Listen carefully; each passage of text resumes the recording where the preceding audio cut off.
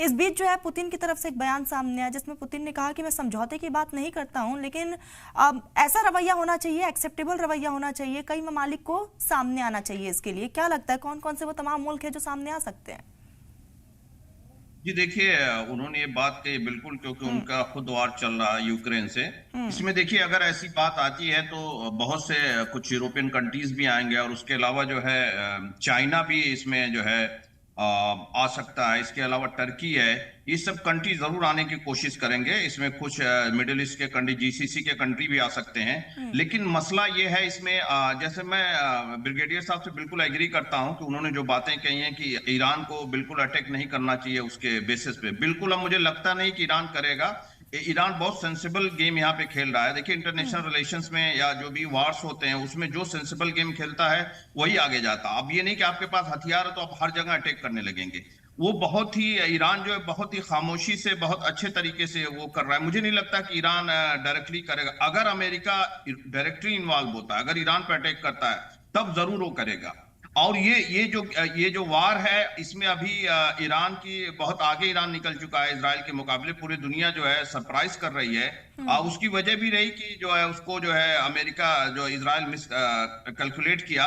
और इजराइल के बहुत बुरे हालात है। इजराइल में जो हालात हैं, जैसे अभी ब्रिगेडियर साहब भी कह रहे थे, बहुत छोटा कंट्री, वहाँ कैजुअलिटी तो कम हुई है लेकिन वहां पे इंफ्रास्ट्रक्चर को बहुत नुकसान हुआ है। देखिए, कहीं कहीं वो गजा नजर आ रहा। और एक चीज मैं आपको फिर से बताना चाह रहा हूं, इजराइल ने जो पॉलिसी गजा में अपनाई है उसी का ये नतीजा है।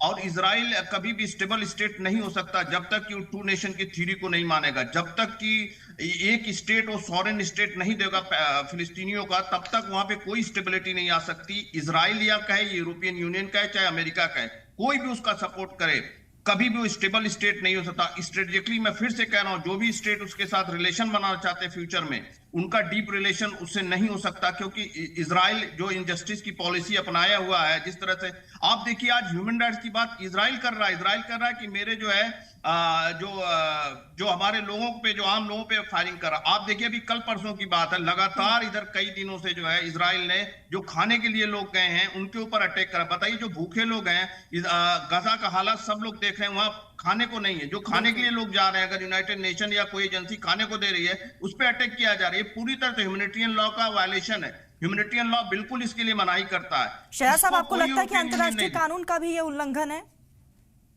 जी बिल्कुल, पूरी तरह से इसका वायलेशन है। जिनेवा कन्वेंशन जो 1949 है, उसका पूरी तरह से उसका वायलेशन है। इजराइल ने पूरे वार में कहीं भी जिनेवा कन्वेंशन को उसने ऑर्डर नहीं किया है, पूरी तरह से उसका वायलेशन किया है। इसका जो है बहुत निगेटिव इंपैक्ट पड़ेगा इजराइल को, इजराइल स्टेट पे। और जो अटैक कर रहा है ईरान, इसीलिए ज्यादातर दुनिया के लोग बहुत ज्यादा जो है ईरान की क्रिटिसाइज नहीं कर रहे हैं। जिस तरह से इजराइल ने जो, अब इजराइल अभी भी वही पॉलिसी अपनाई हुई है, इनोसेंट लोगों को अभी भी मार रहा है। हमास को आज तक खत्म नहीं कर पाया इजराइल। सिर्फ उसने क्या किया, बच्चों और बूढ़ों पे अटैक किया, औरतों पे अटैक किया है। ये बहुत बड़ा आज के मॉडर्न टाइम में सबसे बड़ा जो है ह्यूमन राइट का वायलेशन है, इंटरनेशनल ह्यूमैनिटेरियन लॉ का वायलेशन है।